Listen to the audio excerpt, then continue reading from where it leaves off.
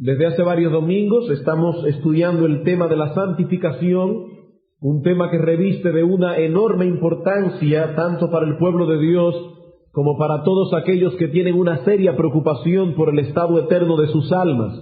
La Biblia dice que sin santidad nadie verá al Señor.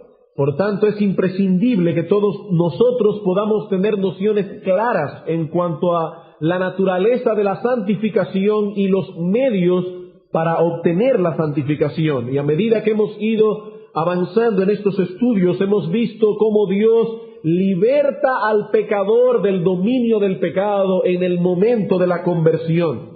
Es decir, en el mismo instante en que un pecador es perdonado, aceptado por Dios, o usando una terminología teológica, es justificado. En el mismo momento en que el pecador es justificado, Dios hace simultáneamente una obra de gracia en tal persona por medio de la cual es librado del dominio del pecado.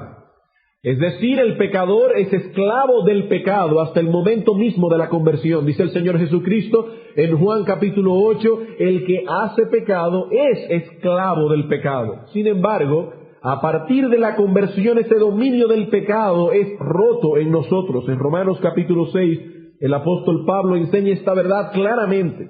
Y esa obra de liberación que hemos llamado en estos estudios la santificación inicial. La santificación inicial, de la cual solo Dios es su autor. El creyente no tiene nada que hacer en la santificación inicial. Solo Dios es el autor de esa liberación inicial del dominio del pecado en nuestras vidas. En Romanos capítulo 6, versículos 17 y 18 dice Pablo: pero gracias a Dios, que aunque erais, noten el tiempo pasado del verbo, gracias a Dios que aunque erais esclavos del pecado, habéis obedecido de corazón a aquella forma de doctrina a la cual fuisteis entregados. Voz pasiva, el creyente no hace nada aquí. Fuisteis entregados y fuisteis, hay que suplir el verbo, libertados del pecado, viniendo a ser siervos de la justicia. Pablo dice: vosotros habéis sido libertados del pecado. Versículo 20. Porque cuando erais esclavos del pecado, erais libre acerca de la justicia. Versículo 22. Mas ahora que habéis sido libertados del pecado, tenéis por vuestro fruto la santificación y como fin la vida eterna. Todo creyente ha sido hecho partícipe de esta obra de gracia. Toda persona que ha sido justificada también ha sido santificada. El pecado ha sido destronado de nuestra vida y en su lugar Dios ha colocado un principio de santidad en nuestra alma que nos permite luchar eficazmente contra el pecado y también obedecer a Dios. Pero esa no es toda la historia. Eso no significa que ahora el creyente, como ha sido libertado del dominio del pecado, ya no tiene ningún problema con el pecado. No, hermanos, a pesar de que el pecado ha sido destronado, la Biblia enseña que todavía continúa causándonos problemas. Por ello, luego de la etapa inicial de santificación del creyente, éste debe continuar ahora en la santificación progresiva. ¿Y qué es la santificación progresiva? Es esa etapa que va a durar hasta que lleguemos al cielo, donde el creyente continúa luchando con la corrupción que aún permanece en él y continúa conformándose cada vez más a la imagen de nuestro Señor Jesucristo. Esa es la etapa progresiva de la santificación. Noten que el apóstol Pablo dice en el versículo 22 dos cosas. Mas ahora que habéis sido libertados del pecado y hechos siervos de la justicia, tenéis por vuestro fruto la santificación. En otras palabras, ya habéis sido libertados del pecado. Ya el dominio del pecado ha sido roto. ¿Qué debéis hacer ahora? Debéis tener como vuestro fruto la santificación. Habéis sido santificados y todavía continuáis siendo santificados. En Romanos 6:22 tenemos la santificación inicial y la santificación progresiva, ambas en un mismo texto.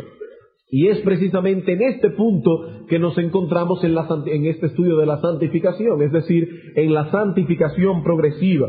Y hemos visto que el mismo Dios que nos libró del dominio del pecado en el momento de la conversión, es el mismo que continúa obrando diariamente en nosotros para que podamos luchar contra el pecado que aún mora en nosotros y para que continuemos conformándonos a la imagen de Dios. Pero, a diferencia de la santificación inicial, esa obra de Dios en nosotros de ningún modo excluye nuestra responsabilidad. En la santificación inicial, Dios es el único autor, pero en la santificación progresiva el creyente tiene responsabilidad. Es el creyente que debe perfeccionar la santidad en el temor de Dios. Segunda a los Corintios capítulo 7, versículo 1. Es el creyente que debe hacer morir lo terrenal que aún mora en él. Colosenses capítulo 3, versículo 4. Somos nosotros los que luchamos en pos de la santidad. Dios hace una obra diaria en nosotros, pero hay una responsabilidad en nosotros. Y hermanos, si el creyente no cumple a carta cabal su responsabilidad en la santificación progresiva, no podrá crecer en santificación, no podrá crecer en santidad. Ahora bien, vamos a lo que vamos a estudiar hoy en la mañana.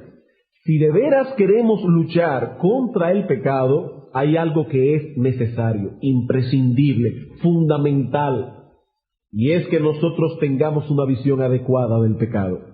Si vamos a erradicar la corrupción que aún mora en nosotros, es fundamental, necesario, imprescindible que tengamos una visión adecuada del pecado. ¿Saben qué es lo que agrava el problema del pecado en el hombre? ¿Saben lo que lo agrava? Que el hombre natural no tiene una visión clara de lo que el pecado es. El hombre no regenerado no se inquieta por el pecado que aún mora en él. Él no ve ese problema como un problema grave. Él no cree que eso es algo que debe inquietar su alma y su corazón. Él no se intranquiliza por el pecado. Él no ve el pecado en su justa dimensión. Tanto es así que el inconverso hasta le ha puesto grados al pecado. Ahora resulta que hay pecados que son veniales, hay pecados que son mortales. Esto ha llegado al colmo de que el inconverso incluso hasta ha clasificado las mentiras. Y hay una clasificación que es inaudita. Hay mentiras que son piadosas. Es decir, mentiras, y la Biblia dice que el diablo es el autor de toda mentira, que son síntomas de piedad. Mentiras blancas. No, amigo, la Biblia dice que el pecado es pecado, y lo que vamos a intentar en esta mañana es presentar el pecado en toda su crudeza. Presentar el pecado en su justa dimensión, porque si no vemos el pecado tal cual es, nosotros no vamos a luchar contra él. Es como que usted vaya a un médico y le diga, doctor, exactamente qué es lo que yo tengo. Y el médico le diga una palabra ahí en latín o en griego que usted no entienda mucho. Y usted dice, bueno, yo pensaba que era algo más malo, pero usted podría traducirme qué es lo que eso significa. Y el médico le dice, bueno, ese es el nombre técnico para la leucemia. Entonces usted se inquieta. Mientras usted no sabe qué es lo que tiene y oye un nombre raro que usted no entiende, usted piensa que su problema no es tan grave hasta que el médico le dice, amigo, claramente, llanamente, usted sufre de cáncer en la sangre, usted tiene leucemia. Y entonces el individuo comienza a temblar. Yo lo que quiero entonces en esta mañana es que si usted está aquí sin Cristo, tiemble al oír lo que es el pecado que aún hay en usted y que no ha sido lavado por la sangre del Señor. Y si somos creyentes, que viendo el pecado en su justa dimensión, entonces luchemos a él con conciencia, con una verdadera conciencia. El tema que tocaremos hoy, basado en Romanos capítulo 7, versículos 9 y 13, los dos versículos, se titula precisamente La excesiva pecaminosidad del pecado. El título del sermón de hoy es La excesiva pecaminosidad del pecado. Y a la luz de este texto veremos tres cosas. Primero, que el hombre natural no contempla el pecado en su dimensión real. En segundo lugar, veremos cuál es la visión apropiada que debemos tener del pecado. Y finalmente, algunas recomendaciones finales acerca de cómo desarrollar hacia el pecado una sensibilidad que es necesaria para nuestra lucha en pos de la santidad. Vamos a leer entonces Romanos capítulo 7, versículo 9 y versículo 13. Dice el apóstol Pablo, hablando de su testimonio personal: y yo sin la ley vivía en un tiempo, pero venido el mandamiento, el pecado revivió y yo morí. Versículo 13. Luego, lo que es bueno vino a ser muerte para mí en ninguna manera, sino que el pecado, para mostrarse pecado, produjo en mí la muerte por medio de lo que es bueno, a fin de que por el mandamiento el pecado llegase a ser sobremanera pecaminoso. A fin de que por medio de la ley de Dios el pecado llegase a ser sobremanera pecaminoso. Y quiero reconocer antes de comenzar que vamos a usar ampliamente el material expuesto hace muchos años atrás en un sermón por el puritano predicador William Bridge, en un mensaje que él tituló La pecaminosidad del pecado. Y es increíble ver cómo ese sermón, que fue predicado en el 1667, todavía tiene muchas cosas que decirnos a nosotros en este día. Vamos a ver entonces primeramente la falta de visión adecuada del hombre natural respecto al pecado. En ese texto que acabamos de leer, el apóstol Pablo narra su propia experiencia de conversión. Pablo, ustedes saben, era un fariseo antes de conocer a Cristo, y no cualquier fariseo. En Gálatas capítulo 1, el apóstol Pablo, dando su testimonio, dice: porque ya habéis oído acerca de mi conducta en otro tiempo en el judaísmo, que perseguía sobremanera a la iglesia de Dios y la asolaba, y en el judaísmo aventajaba. Él, siendo judío, fariseo, aventajaba a muchos de mis contemporáneos en mi nación, siendo mucho más celoso de las tradiciones de mis padres. Es decir, Pablo no solamente era fariseo, la secta judía más estricta de aquella época, sino que era un fariseo aventajado. Era un gran fariseo. Y en otro lugar nos dice en Filipenses capítulo 3, el texto que leyó nuestro hermano Paul esta mañana, que en lo que respecta a la conducta externa exigida por la ley, Pablo era considerado por sus correligionarios una persona irreprensible. En lo que respecta a la ley en su forma externa, dice Pablo, yo era irreprensible. Así que Pablo en aquel tiempo era el típico moralista y religioso, que pensaba que se iba a salvar por sus buenas obras. Él pensaba que su salvación estaba asegurada en base a sus méritos personales y en base a su fidelidad en el cumplimiento de sus deberes religiosos. En ese tiempo, este fariseo moralista conocía la letra de la ley. Pablo era un hombre celoso de la ley de Dios. Era un hombre que conocía la letra de la ley al dedillo y se esforzaba por vivir conforme a ella, pero en realidad la ley no era algo vivo para él. Hermanos, noten esto. El hombre que está hablando en Romanos 7 era un conocedor de la ley. Era un hombre que se esforzaba por cumplir al dedillo la letra de la ley. ¿Y saben lo que él dice con respecto a sí mismo? Versículo 9, yo sin la ley vivía en un tiempo. Y uno se pregunta, ¿y cómo es eso? ¿Cómo siendo él un fariseo dice que él vivía sin la ley?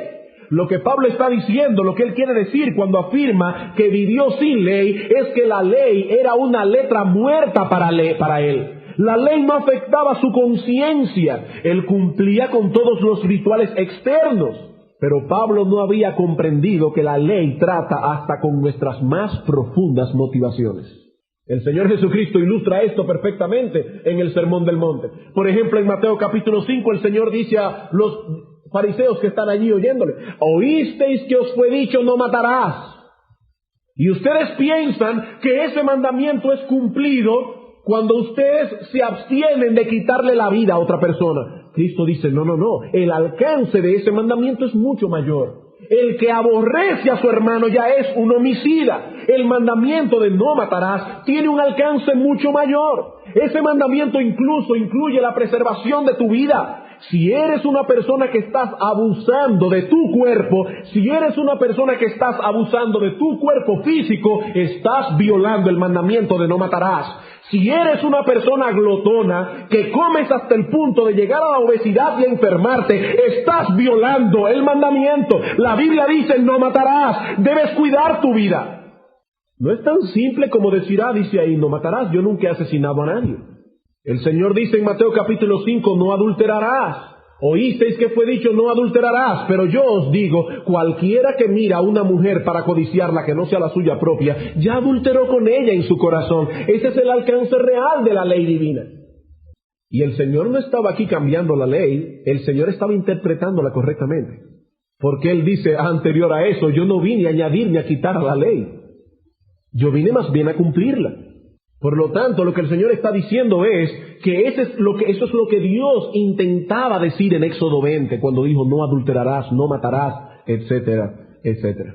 En ese tiempo en el cual Pablo conocía la ley, pero solo como letra muerta, él nos dice que vivía. Dice él, yo sin la ley vivía. Y Pablo usa esta palabra aquí en el sentido de una vida sin perturbaciones. Una vida en la cual nos sentimos complacidos de nuestras propias obras de justicia. Él vivía. Está hablando de una vida gozosa, una vida anhelante. Yo vivía sin la ley. Yo pensaba que estaba perfectamente bien. William Bridges, parafrasea las palabras de Pablo como si éste estuviera diciendo, yo me consideraba a mí mismo como un hombre gozoso. Era animoso y feliz. Pensaba muy bien acerca de mi propia condición. Eso es lo que Pablo quiere decir cuando dice yo sin la ley vivía. Yo estaba vivo, gozando la vida. Y si alguien me preguntaba en ese momento si yo iba para el cielo, le iba a decir, estoy seguro de que voy para allá. Puedo morir tranquilo. Mi conciencia no me acusa, porque la ley de Dios no era algo vivo para su conciencia. Yo sin la ley vivía. Era una letra muerta para mí. Su ceguera espiritual no le permitía percatarse de cuál era su verdadera condición delante de Dios. Él vivía en el pecado. El pecado era su hábitat, por tanto no poseía la capacidad de evaluar su condición en una forma objetiva. Encontré una ilustración fantástica para hacer entender lo que es el pecador viviendo en su pecado y cómo el pecador, como vive en su pecado, no siente el peso del pecado. Dice un puritano, el agua no es pesada en su propio lugar, no es pesada en el río, porque ese es el lugar del agua. Un hombre puede yacer en el fondo del río con toda el agua en sus espaldas y aún así no siente el peso de esta. Yo no sé cuántos de ustedes se han bañado en un río o en una piscina. Usted puede introducirse en el fondo de la piscina. ¿Sabe la cantidad de agua que hay encima de usted en ese momento? Sin embargo, usted no siente el peso de ella. ¿Por qué? Porque en ese momento el agua está en su propio lugar. Pero saque a ese hombre del río o de la piscina y ponga sobre sus espaldas 50 galones de agua y usted verá cómo lo aplasta ahí mismo. Es exactamente lo mismo que ocurre en el pecador viviendo en su pecado. Mientras él está viviendo en el pecado es su hábitat. Él no siente el peso del pecado en su conciencia. Pero cuando viene Dios y liberta a ese hombre del dominio del pecado, lo traslada a otra esfera en el cual el pecado ya no es Señor, en el cual el pecado ya no es soberano, entonces ese hombre comienza por primera vez a sentir el peso de su pecado sobre su conciencia. Y a medida que el pecador va creciendo en gracia y alejándose del pecado, más lo acusa su conciencia de pecado. Y más capacitado está el pecador ya convertido, el pecador ya regenerado para decir, realmente yo era malo cuando era inconverso. ¿Cuánto pecado había en mi corazón? Eso fue precisamente lo que sucedió con el apóstol Pablo. Mientras la ley era letra muerta para él, él vivía. ¿Pero qué sucedió después? Dice él, yo sin la ley vivía en un tiempo, pero venido el mandamiento, el pecado revivió y entonces yo morí. ¿Qué está diciendo Pablo? Mientras la ley era letra muerta yo me sentía tranquilo, pero un buen día a Dios le plugo levantar mi conciencia a través de la ley. El mandamiento realmente alcanzó mi corazón y como señala John Murray, ya él no podía continuar descansando en su autocomplacencia. Eso es lo que él quiere decir cuando dice, yo morí. Yo estaba vivo, pero cuando la ley vino a mi mente en su verdadera dimensión, yo morí. ¿Cuándo ocurrió esto, hermanos? Esto ocurrió cuando la ley de Dios vino a ser un instrumento vivo en las manos de Dios. Una cosa es conocer los mandamientos de la ley, como Pablo los conocía, y poder incluso hasta recitarlos de memoria, como seguramente Pablo podía recitarla en aquella época. Pero es otra cosa muy distinta conocer el verdadero alcance de tales mandamientos y poder evaluarnos a nosotros mismos en una forma objetiva a la luz de la ley. Cuando el Espíritu Santo vino con poder sobre la vida de Pablo, redarguyéndole de pecado y revelándole el verdadero carácter de la ley de Dios, ¿saben lo que sucedió con este hombre religioso? ¿Saben lo que sucedió con este hombre tan seguro de su propia bondad, tan seguro de su propia justicia, que vivía complacido en sus propias buenas obras, que de repente el apóstol Pablo se desmoronó por completo? La ley de Dios lo aplastó. Versículo 13 dice él: luego lo que es bueno vino a ser muerte para mí en ninguna manera, sino que el pecado, para mostrarse tal cual era, eso es lo que significa eso, el pecado, para mostrar su pecaminosidad, produjo en mí la muerte por medio de lo que es bueno, es decir, por medio de la ley, a fin de que por medio del mandamiento el pecado llegó a ser para mí sobremanera pecaminoso. O como dice el texto griego, hiperbólicamente pecaminoso, excesivamente pecaminoso. El pecado se le mostró a Pablo por primera vez tal cual era, cuando la ley de Dios vino a ser una realidad en su conciencia. Ahora bien, hermanos, ¿qué tan malo es el pecado? Ya vemos cómo el hombre natural no percibe el pecado en su justa dimensión. Eso es lo que Pablo está diciéndonos aquí, con respecto a su vida antes de conocer a Cristo. Él estaba tranquilo, él vivía, él podía dormir como un niño. Cada vez que Pablo ponía su cabeza, después de haber matado a 5 cristianos, y se acostaba, decía: wow, Señor, gracias, qué bueno me siento, maté a 10 hoy de los que blasfeman tu nombre. Pablo se sentía tranquilo, hasta que la ley fue usada por el Espíritu Santo para golpear su conciencia. En ese momento Pablo murió y vio el pecado en su justa dimensión. ¿Y cuál es la justa dimensión del pecado? Vamos a ver esto en segundo lugar. Para contemplar el pecado en su justa dimensión, vamos a hacer 3 cosas.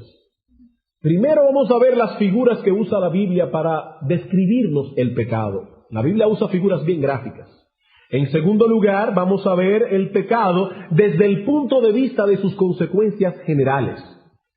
Y en tercer lugar, vamos a comparar el pecado con aquellas cosas que son terribles a nuestros ojos. Y veremos que el pecado siempre es peor. Vamos a ver el pecado usando las figuras que usa la Biblia para describirlo. Dice William Bridge: la pecaminosidad del pecado puede notarse al examinar las palabras que lo denominan, en vista de que el pecado toma para sí todos los nombres de lo malo, de toda maldad. Piensa en cualquier cosa mala, el pecado es eso. Por ejemplo, ¿saben lo malo que es para un hombre estar sucio o inmundo? Sucio, harapiento, asqueroso. ¿Saben lo malo que es para el hombre estar sucio e inmundo? Pues en la Escritura el pecado es llamado suciedad y es llamado inmundicia. Por ejemplo, en Isaías capítulo 64, versículo 6, dice el profeta: si bien todos nosotros somos como suciedad y todas nuestras justicias como trapos de inmundicia. Dice el profeta, nosotros somos una suciedad. Y esas obras que nosotros creemos que son buenas, esas obras de justicia, Dios las ve como un trapo de inmundicia. ¿Y qué es un trapo de inmundicia? Bueno, esta palabra puede ser vista de 2 maneras. O el texto significa trapo de mujer menstruosa, o el texto significa esa venda que se ponían algunas personas cuando tenían una herida. Entonces ese trapo, esa venda que se ponía para supurar, para tapar la herida, se llenaba de pus y de sangre. Eso es un trapo de inmundicia. Dice Dios, eso es lo que ustedes son cuando hacen obras de justicia. Trapo de inmundicia delante de mí. Eso es el pecado. Por eso en Ezequiel capítulo 36, cuando el Señor dice: les quitaré el corazón de piedra y pondré en su lugar un corazón de carne, hablando de la regeneración, dice el profeta: y seréis limpiados de todas vuestras inmundicias. Es así como Dios ve el pecado, como algo inmundo, putrefacto, maloliente. Eso es el pecado a los ojos de Dios. Hermanos, es malo para el hombre no tener con qué cubrirse y abrigarse. Es malo, ¿verdad? Pues ¿saben cómo le llama la Biblia al pecado? Desnudez. Es muy malo para un hombre no tener con qué cubrirse. Es malo para un hombre no tener con qué abrigarse, pues la Biblia le llama al pecado desnudez. El Señor Jesucristo dice a unas personas en Apocalipsis: por tanto yo te aconsejo que de mí compres vestiduras blancas para vestirte y que no se descubra la vergüenza de tu desnudez. Desnudez, así Dios llama el pecado. Es terrible para un hombre perder la visión. Yo muchas veces me he preguntado cómo yo reaccionaría si el Señor me quitara el don de la vista. Es terrible perder la visión. ¿Saben cómo le llama la Biblia al pecado? Le llama ceguera. En una ocasión el Señor Jesucristo dijo de los fariseos: ellos son ciegos, guías de ciegos. ¿Y saben lo que causaba la ceguera de estos fariseos? No era catarata, era que eran pecadores. El pecado es ceguera, de acuerdo a la palabra de Dios. Es algo terrible llegar a un estado de locura o llegar a estar fuera de sí. En todos los pueblos siempre hay un loco en un parque. Y yo recuerdo cuando yo era niño el terror que uno le tenía a un loco. Estar loco es algo terrible, estar fuera de sí. Pues ¿saben cómo le llama la Biblia al pecado? Le llama locura. El pecado es estar fuera de sí. Por ejemplo, en el Salmo 85:8 dice: escucharé lo que hablará Jehová Dios, porque hablará paz a su pueblo, para que no se vuelvan a la locura. Y cuando el hijo pródigo estaba viviendo en su pecado, dice la Escritura: y volviendo en sí, dijo: ¿cuántos jornaleros en casa de mi padre tienen abundancia de pan y yo aquí perezco de hambre? Mientras él estaba en pecado, él estaba fuera de sí. Él estaba loco. Él estaba mal de la cabeza. El pecado es locura. Pero ninguna de esas figuras es tan siniestra como la figura de la muerte. Y dice la Biblia de los pecadores que están muertos en sus delitos y pecados. Así que la Escritura compara el pecado con la suciedad, la inmundicia, la desnudez, la ceguera, la locura y la muerte. Y a pesar de que son figuras terribles, alguien ha dicho muy acertadamente que no hay ninguna palabra que pueda abarcar la maldad del pecado. ¿Saben por qué Dios tiene que usar tantas figuras en la Biblia? Diabólico, excesivo, en gran manera pecaminoso. Vamos a ver el pecado visto desde el punto de vista de sus consecuencias. Toda la maldad del pecado. Por eso es que cuando Pablo pudo contemplar el pecado bajo el peso de la ley divina sobre él, dice que el pecado llegó a ser sobremanera pecaminoso. Y la palabra griega que usa ahí es upérbolen, de donde viene nuestra palabra hiperbólico, excesivo, en gran manera pecaminoso. Vamos a ver el pecado visto desde el punto de vista de sus consecuencias. No solamente desde el punto de vista de las figuras que usa la Biblia, sino también de sus consecuencias. Hermanos, ¿no es acaso el pecado aquello que nos separa de Dios? Lo único que separa al hombre de Dios es el pecado. El profeta Isaías dice en Isaías 59:2: vuestras iniquidades han hecho división entre vosotros y vuestro Dios. Y si el pecado nos separa de aquel que es la suma de todo bien y de toda bondad, es porque debe ser algo en gran manera perverso, ¿verdad que sí? Es el pecado lo que nos separa de Dios. Y Dios es la suma de todo bien. Dios es la suma de toda bondad. Por lo tanto, si es el pecado lo que nos separa de aquel que es la suma de todo bien, el pecado tiene que ser en gran manera perverso. Hermanos, ¿acaso no fue por nuestros pecados que el Hijo de Dios tuvo que hacerse hombre y sufrir los horrores de la muerte y muerte de cruz, como dice la Biblia? ¿Acaso no fue por el pecado? Dice la Escritura en Romanos 4:25 que Cristo fue entregado por nuestras transgresiones. Y el profeta Isaías dice que Cristo fue molido por nuestros pecados. Fueron nuestros pecados los que llevaron al Santo Hijo de Dios a la más horrible de todas las muertes. Por ende, el pecado debe ser en gran manera malo y perverso. Como dice Agustín de Hipona: oh hombre, considera la grandeza del pecado a la luz del precio tan grande que se pagó por él. Miren a ver si el pecado es algo excesivamente grave, algo infinitamente perverso, que solo el infinito Hijo de Dios pudo pagar el precio que costaba. Por otra parte, es el pecado y no ninguna otra cosa la que deterioró y manchó la imagen de Dios en nosotros. Ese es el pecado. El hombre fue creado a la imagen de Dios en justicia y santidad y verdad. Pero desde que el pecado llegó a la vida del primer hombre, el pecado manchó, deterioró la imagen de Dios en nosotros. Dice Romanos capítulo 3, versículo 22 al 23, no hay diferencia por cuanto todos pecaron y están destituidos de la gloria de Dios. Algunas personas piensan que ese texto lo que significa es que como hemos pecado no podemos entrar a la gloria de Dios. Y aunque eso es verdad, eso no es lo que el texto significa. Cuando el apóstol Pablo dice, hemos pecado y nos hemos quedado cortos de la gloria de Dios, lo que está diciendo es, ya no alcanzamos la medida de la gloria de Dios, nos hemos quedado cortos, la imagen de Dios en nosotros quedó manchada, deteriorada por causa del pecado. Y si eso es así, el pecado tiene que ser excesivamente perverso. Deterioró la imagen de Dios en nosotros.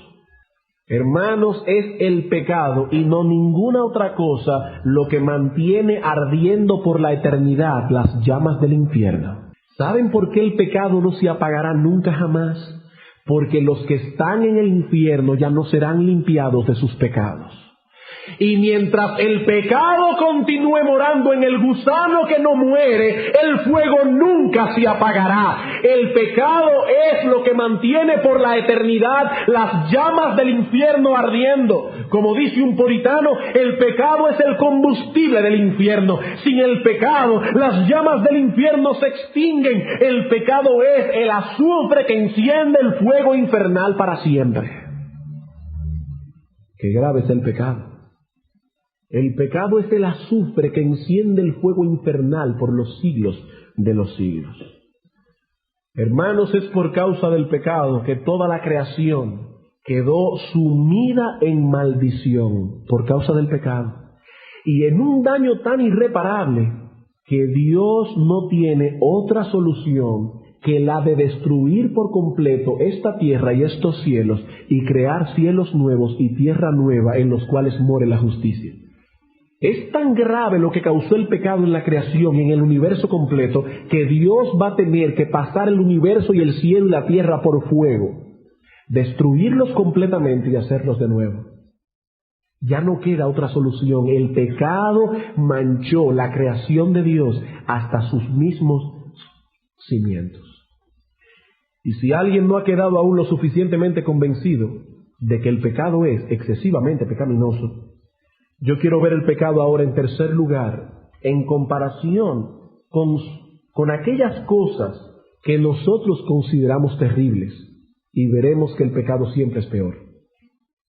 Por ejemplo, comparemos el pecado con las aflicciones, de las cuales vamos a hablar esta tarde más extensamente. Comparemos el pecado con las aflicciones, y veremos que por más grande que éstas sean, nunca serán peores que el más pequeño de los pecados.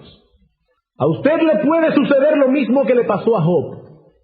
Perder en un día todas sus posesiones, perder en un día todos sus criados, que se le mueran en un día sus 10 hijos, como le sucedió a Job. Y los que se están quejando por la fila de gasolina, yo les recomiendo que lean a Job. Usted puede pasar por todas esas desgracias en un solo día y todavía esa aflicción es muchísimo más pequeña que el más pequeño de todos tus pecados.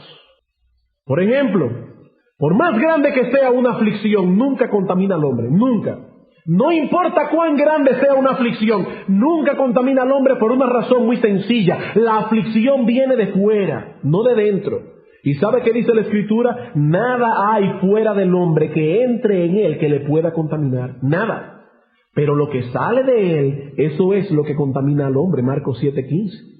Nada hay que venga de fuera del hombre que lo pueda contaminar. Y las aflicciones vienen de afuera. Sin embargo, no importa cuán pequeño a nuestros ojos sea un pecado, tal pequeñez contamina nuestra alma. Así que el pecado es peor que las aflicciones. Por otro lado, la Escritura enseña que Dios es el autor de las aflicciones.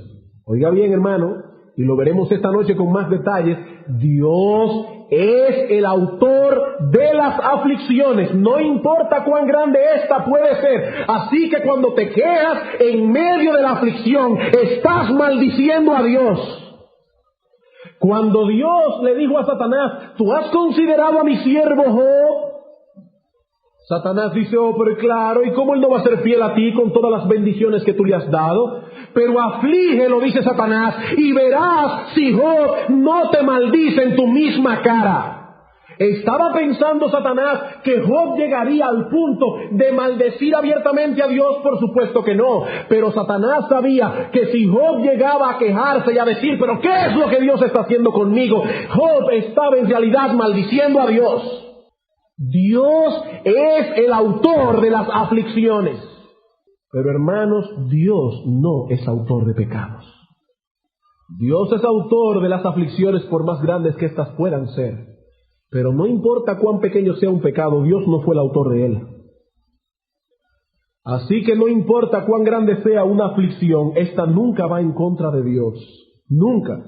Pero Dios es contrario a todo tipo de pecado. Y todo tipo de pecado es una afrenta contra Dios. Por eso dice Thomas Watson una frase que a mí me impacta fuertemente. Thomas Watson dice que todo pecado es un intento de deicidio. ¿Saben lo que es un deicidio? Tratar de asesinar a Dios. Eso es el pecado. Es un intento de deicidio. Es un intento de asesinato a Dios. Yo quisiera que Dios no hubiera estado ahí, que Dios no hubiera dado esta orden, porque yo quiero hacer lo que Dios está prohibiendo. Y todo pecado es un intento de asesinato a Dios, dice Thomas Watson. Pero nunca las aflicciones, nunca las aflicciones. Por otra parte, hermanos, las aflicciones son muchas veces la envoltura en la cual Dios trae a nuestras vidas muchas bendiciones, como veremos esta tarde. Muchas bendiciones vienen a nuestras vidas en la envoltura de la aflicción. Pero ¿qué dice la Biblia con respecto al pecado? Dice la Biblia, maldito todo aquel que no permaneciere en todas las cosas escritas en el libro de la ley para hacerlas. En la aflicción, bendición. En el pecado, maldición. Maldito todo aquel que no permaneciere en las cosas escritas en el libro de la ley para hacerlas. Así que el pecado, hermanos, siempre será peor que las aflicciones. Hermanos, quiera Dios darnos una visión apropiada de estas cosas, porque muchas veces tenemos más temor por las aflicciones que por el pecado. ¿No es cierto? ¿No es cierto que muchas veces le tenemos más miedo a las aflicciones que al pecado? ¿Sabe lo que dice el profeta Jeremías en Lamentaciones 3:39? ¿Por qué se lamenta el hombre viviente? ¿Por qué? Laméntese el hombre en su pecado. No te estés lamentando, hermano, porque no hay gasolina, porque no hay harina, porque no hay azúcar, porque no hay pan. Lamentate en el trono de Dios por la cantidad de veces que has sido infiel al Señor. ¿Por qué se lamenta el hombre viviente? Dice el profeta. Laméntese el hombre en su pecado. Hermano, tenle más miedo al pecado que a la aflicción. Porque el pecado viene preñado con maldiciones, pero muchas veces la aflicción viene llena de bendiciones para ti. Tenle más miedo al pecado que a la aflicción. Pero comparemos ahora el pecado con las dos cosas más terribles que puedan existir: el diablo y el infierno. Y veremos que el pecado es peor que eso. Hermanos, el pecado es peor que el diablo y el infierno. ¿Saben por qué? Porque al menos al diablo lo hizo Dios. Y al infierno lo hizo Dios. Pero el pecado es el primogénito de Satanás. El pecado es peor que el infierno mismo. El pecado es peor que Satanás. Porque ambas cosas son criaturas de Dios. Pero no el pecado. No el pecado, nunca. Con razón decía alguien que una mirada inconveniente, un pecadito como tan simple como una mirada que yo no debía haber hecho, pesa más que el mundo entero. Una mirada inconveniente pesa más que el mundo entero. Yo pienso que estas cosas son suficientes para darnos una idea de la excesiva pecaminosidad del pecado. Pero yo debo añadir algo más. ¿Ustedes ven lo que es el pecado? Pues en el caso del creyente, el pecado es peor. Esto fue simplemente el pecado en sentido general. En el caso nuestro, hermanos, nuestro pecado es peor. ¿Y saben por qué el pecado en el creyente es peor? En primer lugar, porque poseemos un conocimiento y una capacidad que el impío no posee. Así que pecamos desde una posición de mayor privilegio. Y el que peca desde una posición de mayor privilegio, su pecado es peor. Su pecado es peor. El pecado nuestro es peor que el pecado del impío. Porque nosotros tenemos un conocimiento que el impío no posee. Y Dios, a través de la santificación inicial, nos ha libertado del dominio del pecado. Nosotros tenemos una capacidad que el impío no posee para luchar contra el pecado. Nuestro pecado es peor. En segundo lugar, porque nuestro pecado deshonra a Dios más que el pecado del inconverso. Hermanos, ¿cuántos corazones de impíos han sido endurecidos por los pecados del pueblo de Dios? Cuando ven a una persona y dice, pero yo creía que fulano de tal era creyente. ¿Y cómo es posible que esa persona pueda hablarle con ese tono a su mujer? ¿O cómo es posible que esa mujer pueda hablarle en ese tono a su marido? ¿O cómo es posible que reaccionen de esa manera ante las cosas que suceden a nuestro alrededor? Yo pensaba que era cristiana o que era cristiano. El pecado del creyente tiene consecuencias peores que el pecado de los inconversos. En tercer lugar, es peor el nuestro porque nuestros pecados son totalmente contrarios a lo que profesamos. Y cuando una persona peca contra lo que profesa, su pecado es peor. Hermanos, ¿qué es peor? Encontrarnos a un civil que es injusto o a un juez que es injusto. ¿Qué es peor? Es peor el juez que es injusto. ¿Por qué? Porque el juez está ahí para administrar justicia. Él profesa justicia. Y si él profesa justicia y está allí para aplicar la justicia, su injusticia es peor, es mayor. Nosotros profesamos santidad. Por lo tanto, el pecado está en contra de nuestra profesión cristiana. Pero la razón que más me impacta a mí es esta que voy a dar ahora. El pecado nuestro es peor que el pecado del inconverso. ¿Saben por qué? Porque cuando el creyente peca, se está arrepintiendo de haberse arrepentido. Cuando el creyente comete pecado, en realidad se está arrepintiendo de haberse arrepentido. ¿Qué fue lo que tú hiciste cuando viniste delante del trono de Dios y le dijiste, Señor, perdona mis pecados? Le estabas diciendo, Señor, yo entiendo que he pecado contra ti, entiendo que he hecho mal. Y si has hecho mal, ¿por qué volviste otra vez allí? Cuando vuelves allí, lo que está diciendo es, ¿para qué me fui del mundo? ¿Para qué me volví atrás? ¿Para qué me arrepentí de mis pecados? En otras palabras, hermano, te estás arrepintiendo de haberte arrepentido. Tu pecado es peor, 1000 veces peor. Eso es lo que me da seguridad a mí de que la salvación no se puede perder. Porque si la salvación se perdiera por el pecado de los hijos de Dios, en el infierno habría un lugar exclusivamente reservado para los cristianos que se van al infierno. Porque nosotros pecaríamos peor que el impío. Gracias al Señor que nuestros pecados fueron perdonados y arrojados en el fondo del mar. Bien, hermanos, como ustedes pueden ver, el pecado es algo serio. ¿Cómo yo puedo desarrollar sensibilidad hacia el pecado? ¿Cómo? Antes de terminar, quisiera dar algunas observaciones finales para desarrollar sensibilidad a la pecaminosidad del pecado. En primer lugar, asegúrate de meditar a menudo en la cruz de Cristo. Asegúrate de meditar a menudo en la cruz de Cristo. Solo podremos tener una idea clara de la pecaminosidad del pecado cuando la veamos a la luz de la crucifixión. Es la única forma en que podemos ver el pecado en su justa dimensión. No veas el pecado desde el punto de vista de lo mal que te sientes cuando pecas. No, eso no es suficiente, no. Hermano, contempla a Cristo colgado de un madero, recibiendo en su cuerpo toda la ira de Dios que merecía tu pecado y el mío, y entonces entenderás lo grave que es el pecado. Contempla a menudo a Cristo crucificado en la cruz. Segundo, esfuérzate por caminar lo más cerca que puedas de Dios. En segundo lugar, esfuérzate por caminar lo más cerca que puedas de Dios. Los que usamos lentes, a menudo tenemos que limpiarlos. Y cuando uno va a limpiar un lente, uno no puede hacerlo así porque no va a ver mucho. Uno tiene que ponerlo a trasluz de un foco fuerte. Entonces uno ve todas las imperfecciones. Hermanos, lo mismo ocurre cuando caminamos cerca de Dios. Cuando leemos esos diarios escritos por los grandes hombres de Dios, uno ve allí la conciencia que ellos tenían de su propia perversidad. Nada más léanse el diario de David Brainerd y quedarán convencidos de ello.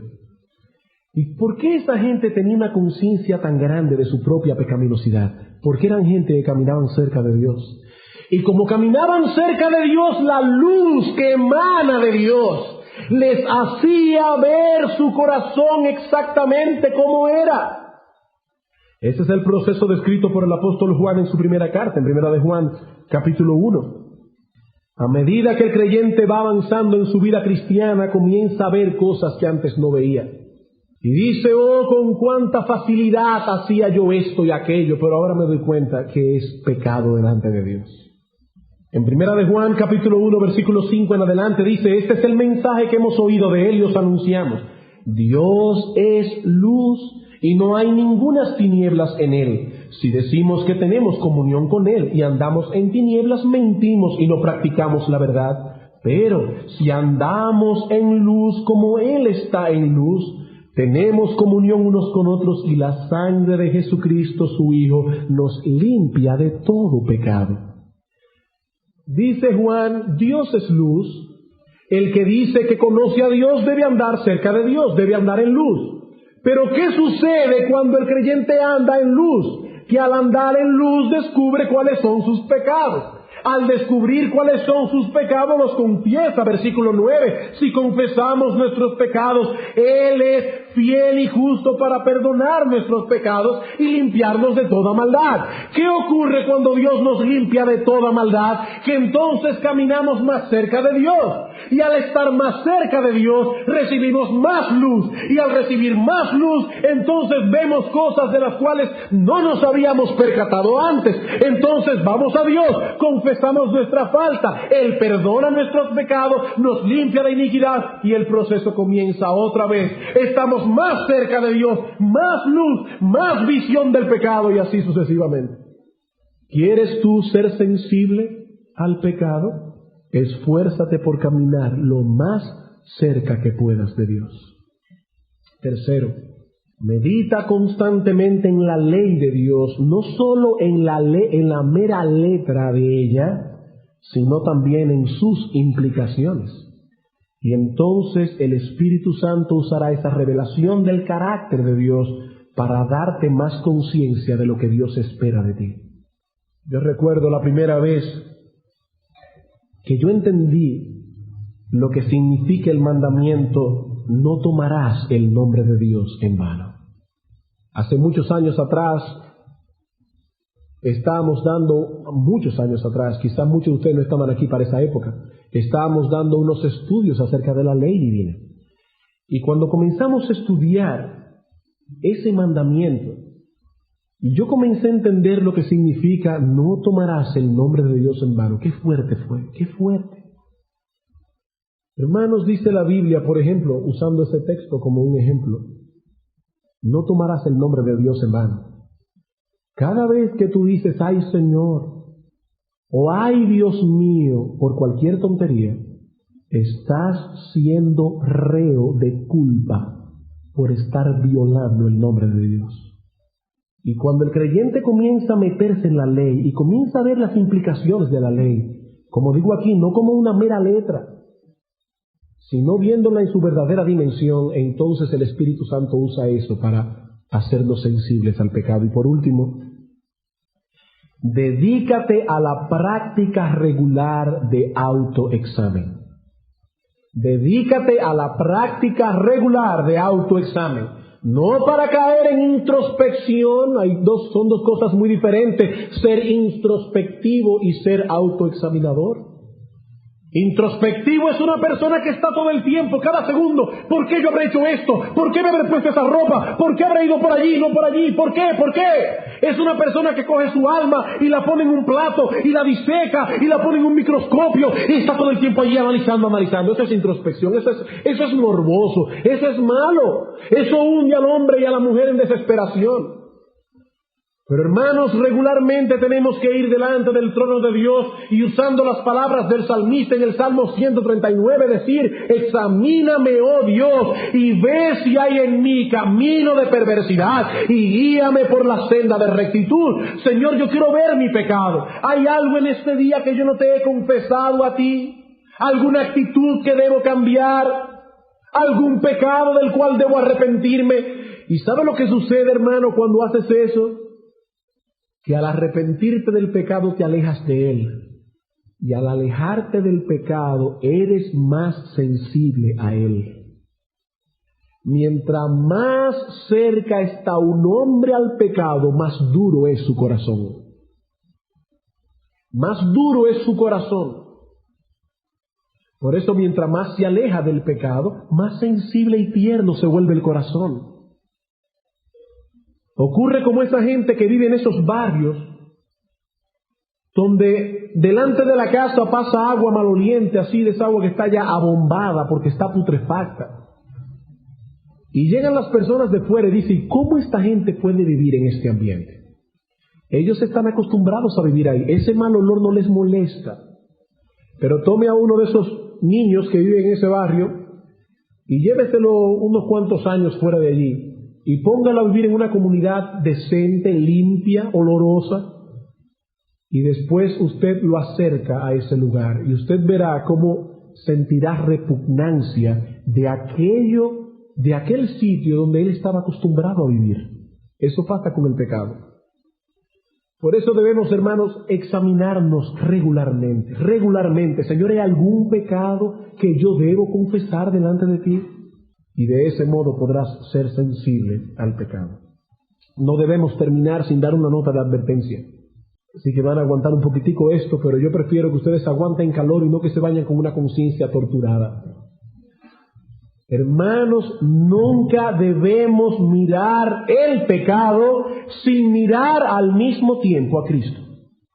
Porque en esta mañana hemos estado mirando el pecado. Y me imagino que alguno debe estar sintiéndose como yo me sentí preparando el mensaje yo me sentí asfixiado. Y si yo me sentí asfixiado, espero que alguno de ustedes se haya sentido igual. Pero no debemos mirar al pecado sin mirar al mismo tiempo a Cristo. Como tampoco debemos mirar a Cristo sin mirar al mismo tiempo el pecado. El que mira el pecado sin mirar a Cristo se hunde en desesperación. Pero el que mira a Cristo sin mirar el pecado cae en presunción. Por lo tanto, debemos tener las dos cosas. Debemos mirar a Cristo y debemos mirar el pecado. Si eres realmente creyente, no solo debes tener una clara visión del pecado, sino que debes también por esforzarte por obtener una comprensión adecuada de lo que significa la justificación por la fe. Debes esforzarte por obtener una comprensión adecuada de lo que significa la justificación por la fe. Entender que todos nuestros pecados fueron perdonados en Cristo. Ambas cosas deben estar allí. Dice Bridges: no permitas que el sentido de pecado apague tu gozo por el perdón. Y no permitas que tu gozo por el perdón oscurezca tu visión del pecado. Voy a repetir eso otra vez. No permitas que el sentido de pecado apague tu gozo por haber sido perdonado. Pero tampoco permitas que tu gozo por el perdón oscurezca tu visión por el pecado. Ambas cosas deben estar allí. Y si aún no eres creyente y estás aquí en esta mañana escuchando estas cosas, amigo, yo espero que el Espíritu Santo use estas cosas que has oído para darte convicción de pecado. El primer paso para convertirse a Cristo es sentirse redarguido de pecado. Dice el Señor: enviaré el Espíritu Santo, el cual convencerá al mundo de pecado, de justicia y de juicio. Nadie va al médico cuando se siente perfectamente bien de salud. Nadie va a Cristo a buscarlo como Salvador cuando se siente que no tiene nada de lo cual tiene que ser salvado. Así que, amigo, yo espero que el Espíritu Santo haya usado estas palabras para redarguirte de pecado, para darte convicción de lo grande que es ese pecado que cometes diariamente con tanta ligereza, esas cositas malas, esas pequeñas mentiritas que dices a diario, y aquellos pecados que tú sabes que son graves a los ojos de Dios. Espero que el Señor te haya dado en esta mañana una visión clara de lo que es la iniquidad del pecado a los ojos del Señor. Y si ha sido así, solamente te tengo una buena noticia. Pero solo si ha sido así, si te sientes convicto de pecado, si sientes como Pablo que tu conciencia no soporta el peso de tu maldad, si es así, te tengo una buena noticia, y es que nuestro Señor Jesucristo vino al mundo a pagar la deuda por el pecado, y solamente con arrepentirte de ello, huir completamente de tu propia justicia, entender que no tienes absolutamente nada por ti mismo que te merezca aceptación delante del Señor, y desnudo y como un miserable vas delante de su trono y le dice: Dios, perdona mi maldad, perdona mi pecado. Dice la Biblia que en ese instante Dios limpia y purifica toda tu maldad desde ese momento y hasta la eternidad. Cristo vino al mundo, dice la Biblia, para limpiarnos de toda iniquidad, y la sangre de Jesucristo su Hijo nos limpia de todo pecado. Si sientes el peso de tu maldad sobre tu conciencia en esta mañana, amigo, hay una sola ciudad de refugio en la cual puedes esconderte: el Señor. ¿Y qué tengo que hacer? Lo único que tienes que hacer es creer. Lo único que tienes que hacer es creer. Pero ¿sabes una cosa? La fe no es natural al hombre. La fe es un regalo de Dios. Por tanto, lo que tienes que hacer es clamar misericordia. Clamar misericordia y decirle al Señor, como dijo una vez un hombre a Cristo: Señor, ayuda mi incredulidad. Ayuda mi incredulidad. Vamos a orar. Qué bueno, Señor, es para nosotros poder contemplar la excesiva pecaminosidad del pecado, pero afianzados en la promesa de que tu Hijo Jesucristo nos ha purificado por completo.